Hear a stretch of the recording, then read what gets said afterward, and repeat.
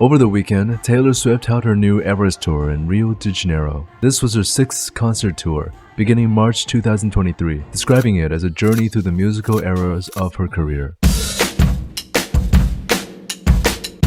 She completed 27 shows across 20 US states, but fans wanted more. In November of the same year, she would arrive in Brazil to continue her tour.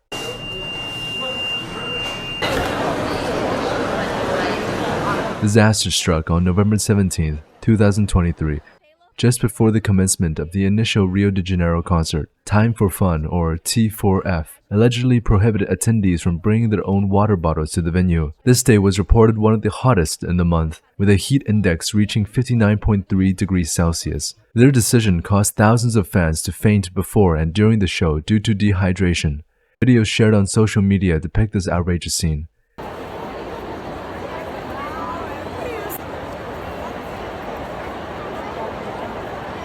In response, Swift and her team organized the distribution of water bottles to the crowd. Water right here. Yeah! Maybe 35 feet, 40 feet back. They're holding up pumps to say we need water. We need water. So whoever is in charge of giving them that, just gonna make sure that happens. However, this was not enough.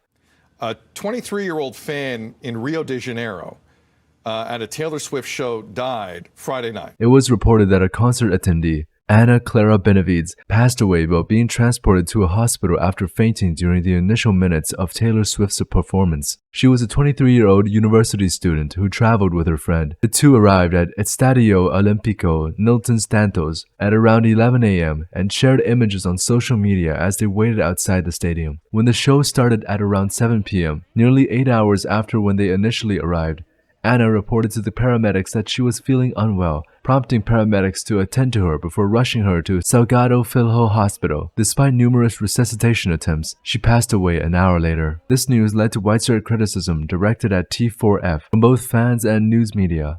Some fans alleged that the stadium organizers had rejected providing waters to the attendee, prompting the initiation of a criminal investigation into the incident. The cause of Anna's death was later revealed to be cardiac arrest. Swift expressed her sorrows for the accident on social media. Subsequently, the concert originally scheduled for November 18th was postponed to November 20th. But this is not the first of accidents that was to happen during live concert performances.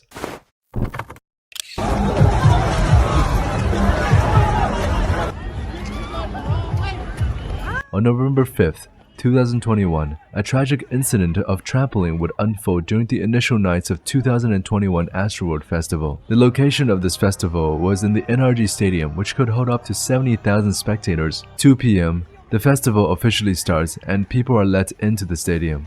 At 9 p.m., Travis Scott's performance starts.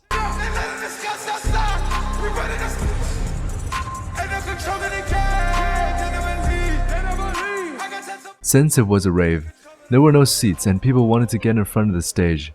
They can achieve this by asking nicely and hoping that people will let you through, or by simply pushing. In this process, people got trampled.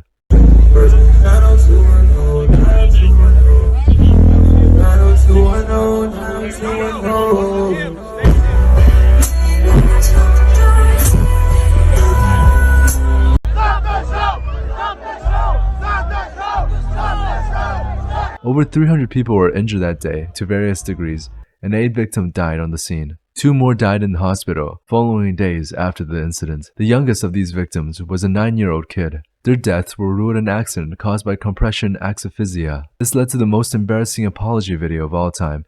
I just want to send out prayers to the ones that was lost last night. We're actually working right now to identify the families so we can help assist them through this tough time.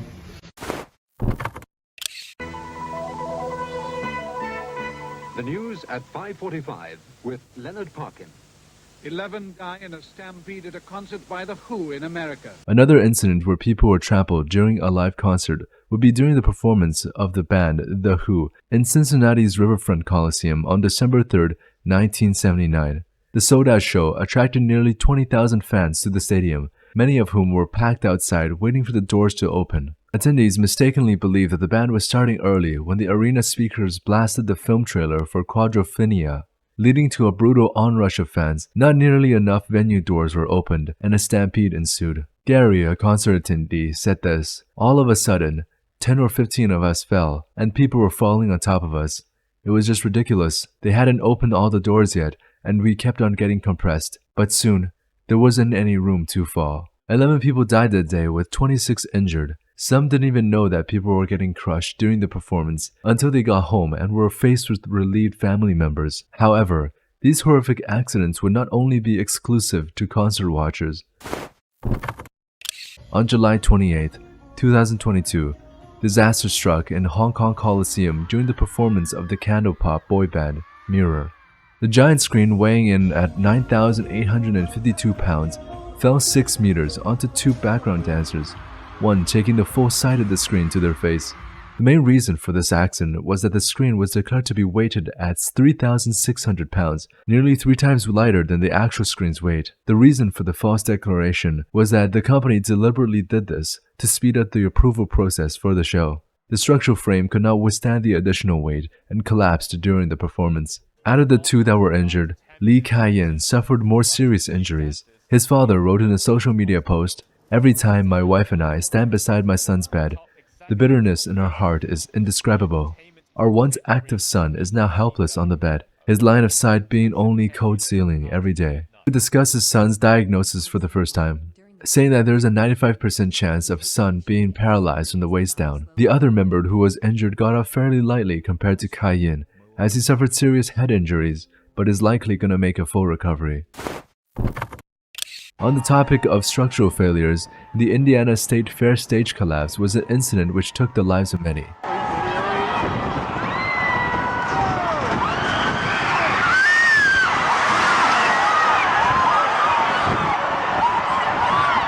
The incident took place just before a performance by the country music duo Sugarland. Severe weather, including strong wind, was moving through the area at the time. The event organizers were suggested to cancel or postpone the event, but decided against this idea. A temporary outdoor stage structure was erected to counteract these weather anomalies, but this would not stop nature in its wake, which caused the death of 9 victims and injuring dozens more.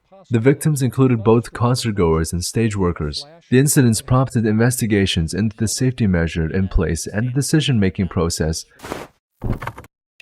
However, no precautions seemed to stop concert fires from happening.